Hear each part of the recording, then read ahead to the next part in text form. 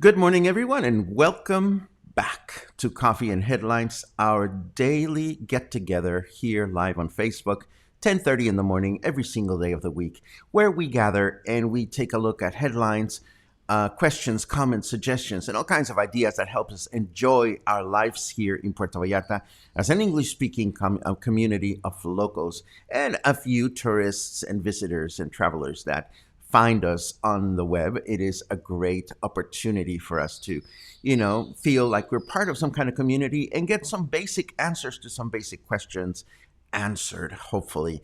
If you're new to this broadcast, my name is Paco, and it is a pleasure to welcome you. We encourage that you let us know that you're new, and you can do that by writing the word new in your comment. And also, if you have any important questions that you would like to address, please add the letter Q at the beginning of your question, and we'll be so very happy to answer it through the broadcast or later on in the day. This is very helpful because we get a lot of questions about a lot of things, and of course it is always our choice to answer your question during this 45-minute segment where you have our undivided attention, and we love to be had for 45 minutes every day. There are other people that, with the best of intentions, send us questions at like 2 or 3 o'clock in the morning on my personal Facebook page, and that's also lovely, but we like to get some sleep. So when you have your questions, it always helps a lot if we get them during the broadcast. That was a subtle hint to a couple of people that woke me up last night. And of course, why do I know? Why am I leaving the phone next to my bed? Well, because I am that kind of a person. Anyhow, today, it is Saturday, December 12th. Today, we honor her. And we need to, and I feel completely protected between her and it. Nothing's going to happen to me today because I am binded by mythology. Today we're going to talk about her. We're going to debunk her because there's so much to unpack there. It's not even funny. And I thought you would want to know a little bit more about Guadalupe and where she came from and where she's going and how she affects us and how the church makes millions and millions and millions. Did I say millions of pesos? Thanks to the Virgin of Guadalupe. But we'll get to that in a second. First, let me quickly take a quick look at who is here and who is not. Today was a busy morning because I was getting together all my notes for today. I got really excited gathering information. And yes, I am still bonding with the fact that my nose... Oh, I learned a new term, rhinorrhea. And that's about as much as I'm going to say because it sounds disgusting, and it really is. Let's see what we have here. Let's see who's joining us. Everybody's here, and this makes me so very happy. Carol from Spokane. Spokane is in the house. Renee, Austin is in the house. Compañeros Paconianos. That reminds me of a song that I used to know as a child, and I'm not going to sing it today. Singing is tomorrow. Let's see. Buenos dias, gorgeous. Let's go get some bread. Let's see what else we have. Happy Hanukkah indeed. Absolutely. Baruch atah Adonai Eloheinu melech... No. See, I used to know it. Baruch atah Adonai Eloheinu melech haolam Asher Kid. Well, never mind. I'll do my own. I'll remember my Jewish memories on my own time. Let's see. Parim pam pum pam pum. It is Saturday. Yes, it is Saturday. Mario, let's go get shit faced, or at least get a little happy. Boom, boom, boom, boom, boom. You hear the bird singing in my garden. It's calling the parrot. I love it. Yes, there's always birds outside of my living room window, and I like that. Occasionally, I get some human birds that don't sing as nicely. And I was talking to my next door neighbor, Dina. We have a downstairs neighbor from the house next door that likes to sing, and his singing is a little bit challenged. So I'm praying that he will never sing while we're doing the broadcast. I am so. I'm so glad some of you were out, apple pen, pineapple pen, pen, pineapple, apple pen. I certainly hope you guys got a kick out of yesterday's silly song. We are going to have another silly song today, of course. But first, we have news to unpack. We have the Virgin to unpack, and we have all kinds of interesting things that we need to take care of. Thank you very much, Sherry. We always did the praying together, and that remains a very fun memory for me. Let's see. Let's do news. Yes.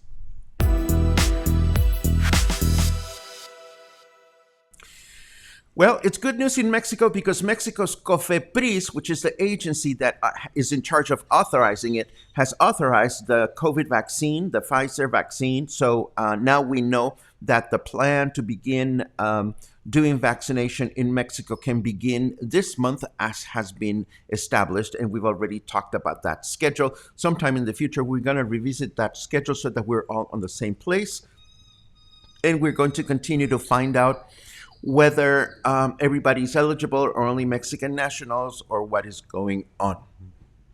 I also want to let you know that despite the fact that our governor said that all the work that is being done along Francisco Medina Ascencio, our main avenue, was supposed to be finished by the end of this month, well, guess what?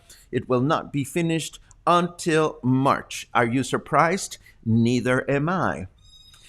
Then we also need to know that restrictions at the border between Mexico and the United States have been extended until the 21st of January.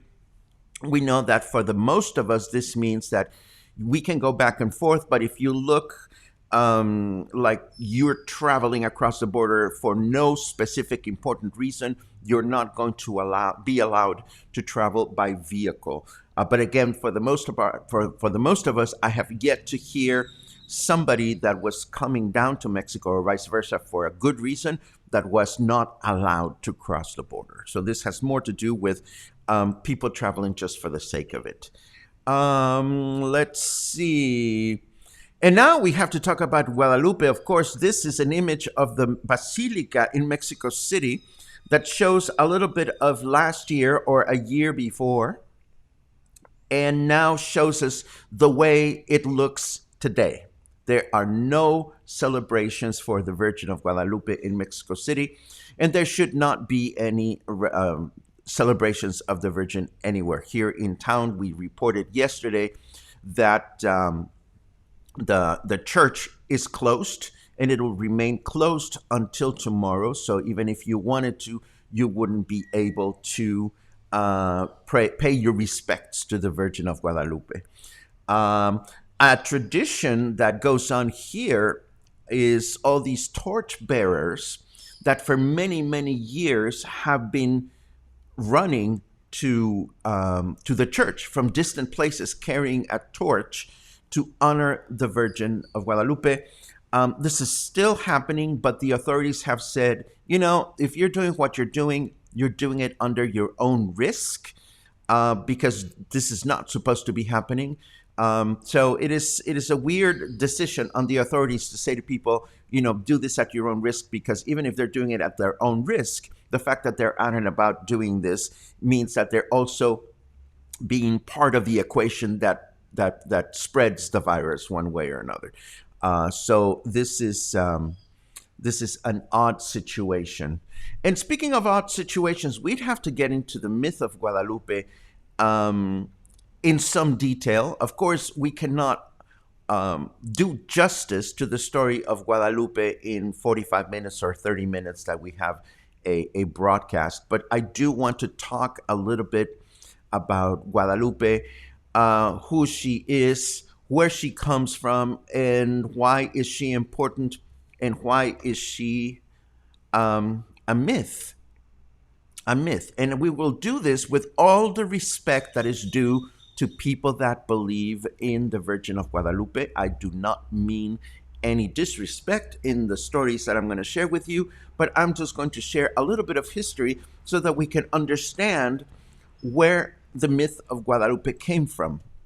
For starters, it is important to remember that millions of Mexicans martyrized themselves, some through flagellation, others through sacrifice, to honor her on this day. Some walked to the nearest church, which may be just around the block, around the corner. Others travel very far, some walking, some do it barefoot, some do it on their knees, some bring their ill relatives along, all to venerate her and to expect some kind of a miracle.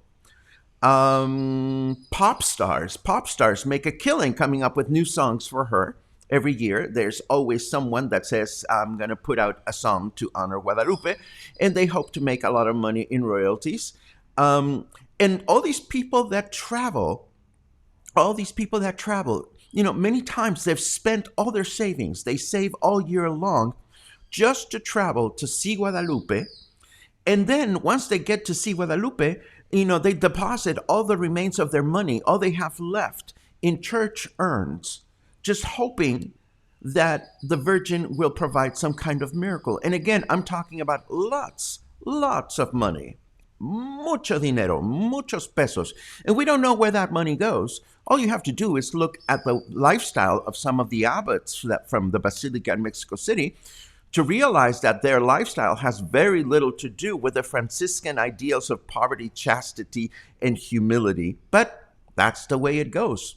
We're even led to believe that the Virgin of Guadalupe led priest Miguel Hidalgo through Mexico's independence. She was there in a flag that he was holding. But things don't really add up. And it all starts with the cast of characters. Who are the cast of characters in this wonderful play we call the Virgin of Guadalupe? Well, all of the myth of the Virgin of Guadalupe is described in detail in a document called the Nican Mopoa. And this document is a 30-some page document written in Nahuatl.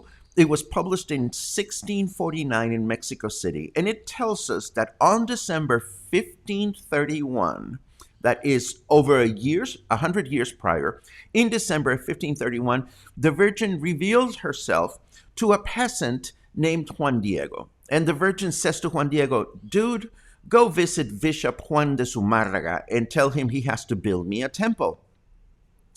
So Juan Diego goes and visits the priest, and he says, Archbishop Zumárraga, this lady has appeared before me, and she says that you should build her a temple. And Bishop Zumárraga says, baloney, that's not true. If there is a virgin that appeared to you, send me some proof. So some days later, Juan Diego appears behind Archbishop Juan de Zumárraga again. He uncloaks his agate.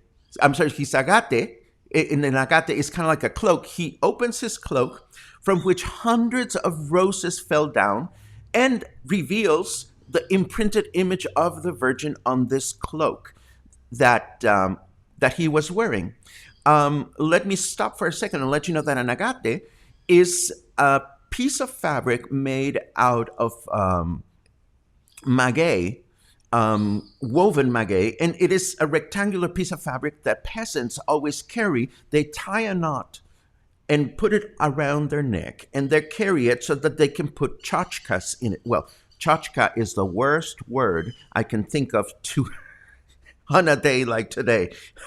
Yiddish, Catholic, never mind, to put their stuff. So So Juan Diego is wearing this thing, this cloak, and again he unveils it, and out come hundreds of roses, and out comes the image of the Virgin, which supposedly is the image that is hanging at the basilica. So let me rephrase that so that I make more sense.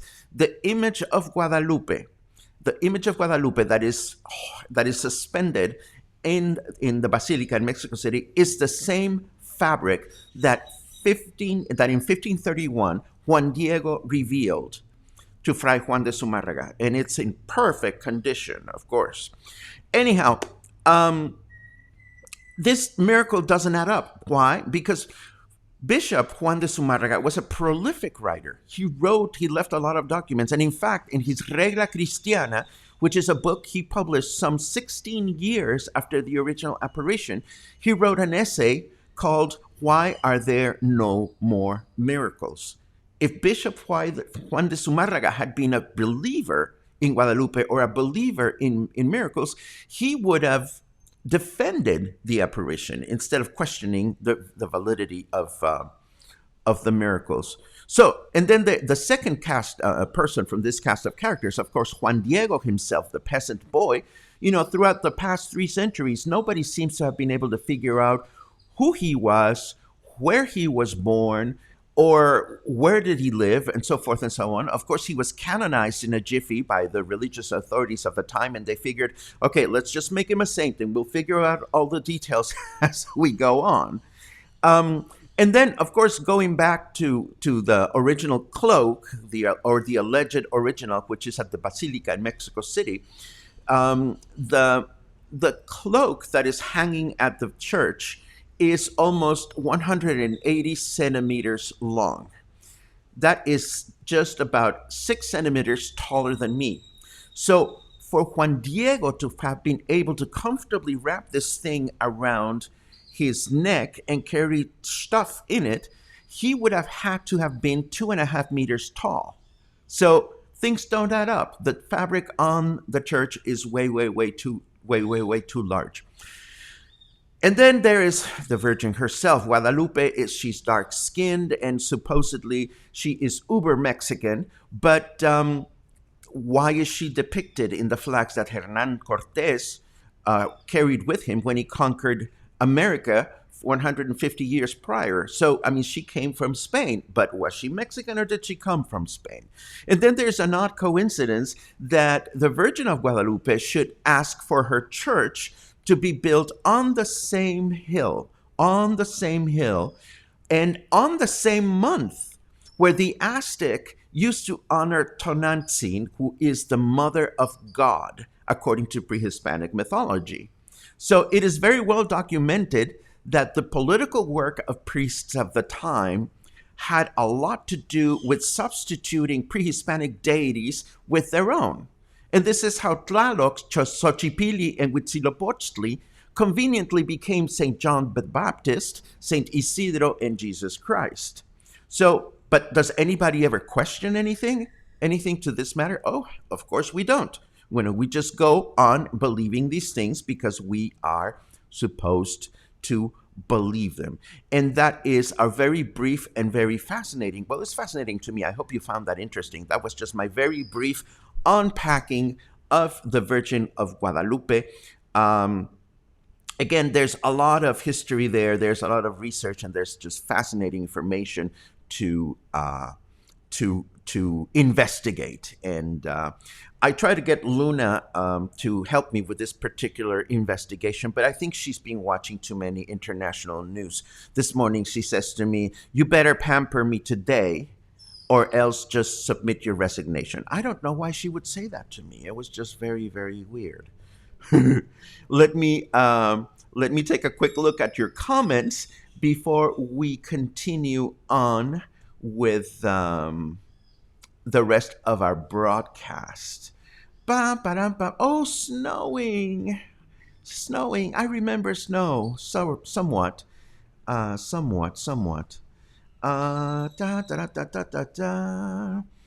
Ooh, you guys are chatty, and I love it.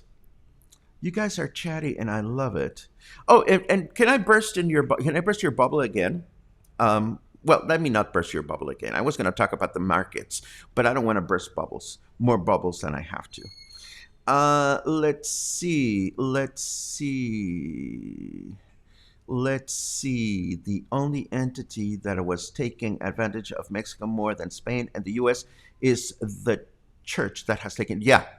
Let's not even go there. This is fascinating. Thanks for sharing this background. I did not understand much of this. Well, I'll be honest with you, Noel. A lot of it is difficult for me to understand. But I, again, find it really interesting to read the historical occurrences and understand what's going on. Noel agrees on the excessive wealth of the church. Um, Thank you very much for that, Ricky. Thank you for the reminder. I should have used chingaderas instead of tchotchkes or chachkas or whatever. Let's see. Let's see. Religious stories always defy logic. Well, that's part of the adventure of bouncing back and forth between faith and fact. It's two big important F's.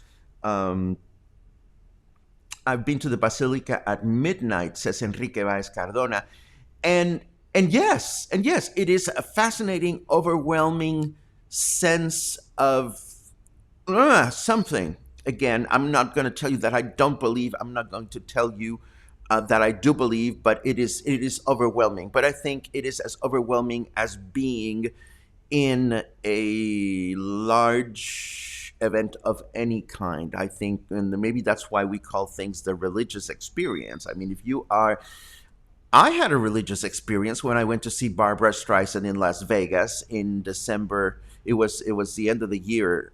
It was the end of the century, 1999. I was in Las Vegas watching Barbara Streisand sing, and we sang. We welcomed the new millennium, the new century, and that was a religious experience too. Let's see. Let's see. Christy, I love the fact that you love the history lessons because there are so many to share. And it's a two-way street because when I get feedback like yours, it inspires me to be more knowledgeable about my own background. So it is something that I appreciate. Um, John wishes I would bring back my lecture series.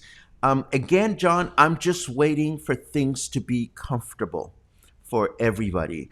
I applaud the labor and the work that all the local venues are putting forth to help people feel more comfortable. In fact, in particular, and I should look for the bookmark for this, the Palm here in town, the Palm Cabaret, did a commendable job putting together explainer videos in English and in Spanish on how they take good care of you as you are walking into the venue so that people can feel at ease once they're enjoying the performances. But I also hear from some of the performers in town that attendance is not very good just yet. So it is one of those things, John, in which we need to wait for it to be a better time for people to feel comfortable and enjoy these things. Would I love to do lecture series in person? You have no idea how much I miss it. It was so much fun to do music and culture lessons in person because then you can play music without YouTube getting on your case and so forth and so on. We will do that. We will definitely do that at some point. Um, let's see. Noel puts, that's a really wonderful comment, Noel. We all need to believe in something or someone without a doubt. But the monetization of the church is always something that is really, really thought provoking. Um, why is Guadalupe more of a Catholic superstar than Mary? Because that's the way the Catholic priests in Mexico have nurtured her image and imprinted the faith that surrounds her in Mexico. That's a very simple question, but I mean, a very simple answer to a very important question. It is fascinating. It is fascinating. You can get the same religious experience on drugs. I believe that is true. But I also believe that some people would frown upon me for saying that. Um, oh, I'm glad that you enjoyed the menorah. We're going to keep it day through Hanukkah. Of course, we are. because that's what I would do anyway. Let's see. Ba-dum-bum-bum-bum-bum. Let's see. We still have some things to go through, but I want to make sure that I am looking at all your comments because you always have such fascinating comments. Thank you very much for everything you share. And I think I'm pretty much caught up with you. And now we're going to continue with the weather and a few other interesting and funny things. Let's go there.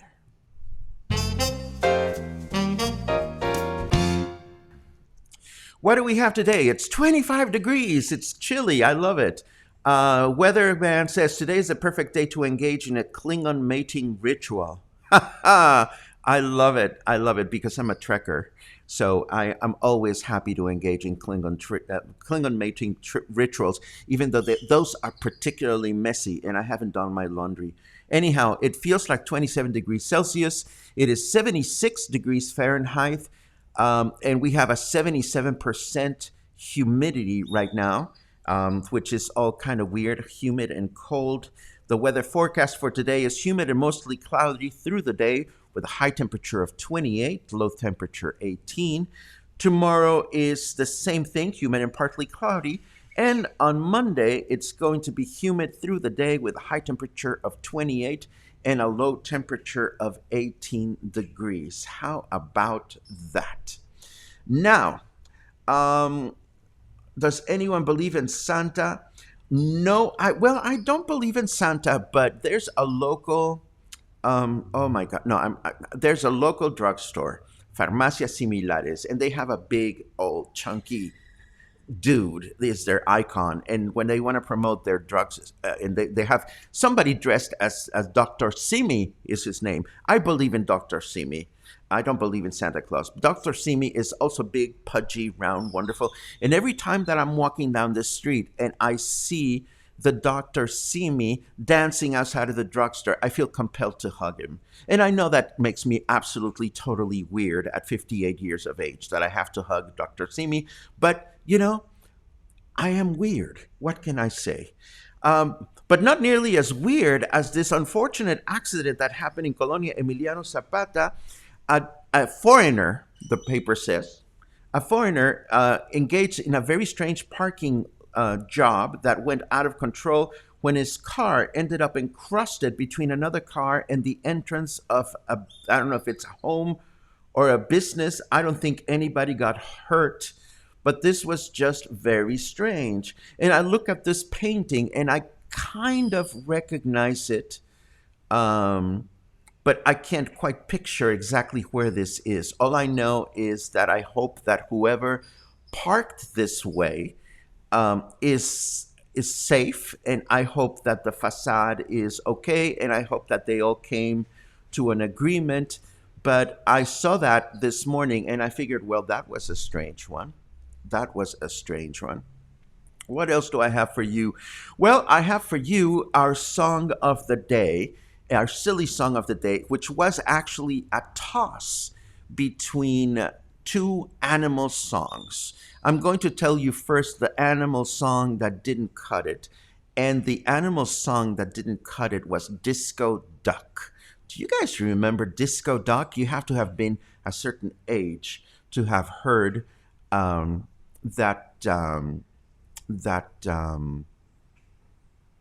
song. Oh my God, Jim Sullivan is here. Jim, was it you that was asking me about health clubs a little earlier? If so, please say yes, and we'll be happy to go there. In the meantime, I'll start elaborating on the story of the song of the day, and it is not Disco Duck. It is not Disco Duck. And I don't want you guys to be singing Disco Duck all day long. So what I want you to do is I want you to meet this gentleman by the name of Bryant Oden. Bryant Oden grew up in Oklahoma. He started writing songs as a kid, didn't see himself making a living as a singer-songwriter until sometime around 2008. Somebody suggested he record some of his children's songs. I saw your answer, Jim. I'm going to go there in a second. Let me finish this story. When he started, somebody suggested to him, start recording your children's songs back in 2008. So he started putting his songs on YouTube in March of 2009, just a few months. No, he started putting his songs on YouTube at the beginning of 2009, and just a few months later, in March, 2 months later actually, a popular 14-year-old YouTuber decided to create an animated video to one of his songs, his duck song. And this video has now been watched over 125 million times. And it is a beautiful, funny, catchy song. If you don't know it, you're going to know it once you listen to it, because I'm going to give you the YouTube URL, as we always do. And in fact, I'm going to throw it on the screen right now. No, don't play it. Don't play it because YouTube gets on our case. Let me put the link for the YouTube song on the screen, and there you have it. It's also going to be on the show notes, as always. But the beautiful thing about the song is that it has inspired a whole successful cottage industry for the songwriter, who now has a website, and there are many songs, and there are all kinds of things, and and he's a happy person. So you're going to be singing the disco, the not the disco duck song, but the duck song all day long today, I hope, because it is a funny song. Now, back to Jim Sullivan. I'm so glad you're here, Jim, because you sent me this question and on my personal YouTube page, and there's absolutely nothing wrong with that. But the fact is, when I get questions on my personal YouTube page, usually I don't pay much attention to them, because in my personal YouTube page, it is where I interact back and forth with my friends. And I don't believe you and I have interacted all that much.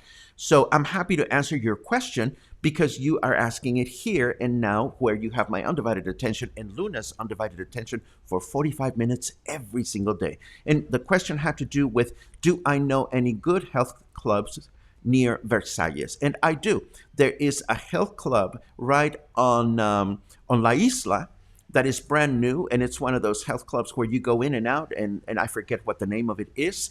There is also a health club on a building along Francisco Villa between my house and Costco, which is very popular. And those, I believe, are the two important health clubs in the neighborhood. If I can think of any others, I would be happy to share them with you. So again, it's not that I feel grumpy about questions in my personal Facebook page. I tend to think of my personal Facebook page as a place where I interact with people that I actually interact with on a regular basis. So that's just me. I know it's me. I'm weird. What can I say? Let me take a quick look at your comments. Let's see. And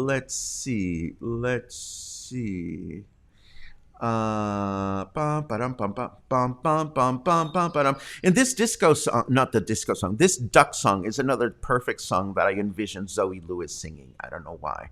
I haven't heard disco duck for years. Well, I hadn't either until I put it on 2 days ago, and it became an earworm from hell.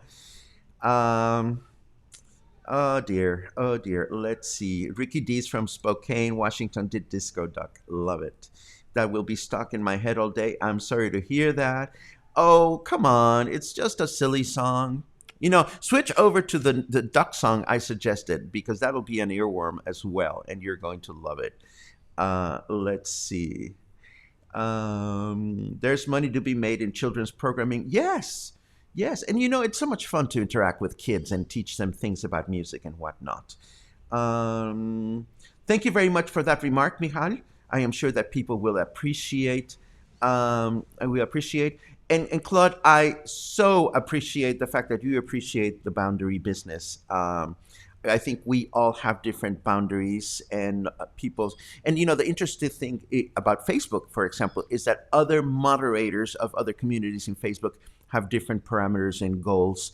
And we have conversations about this. For example, Trisha Lyman from who has the most wonderful Facebook group, or one of the most abundant, we had a long conversation about this. How does one set boundaries?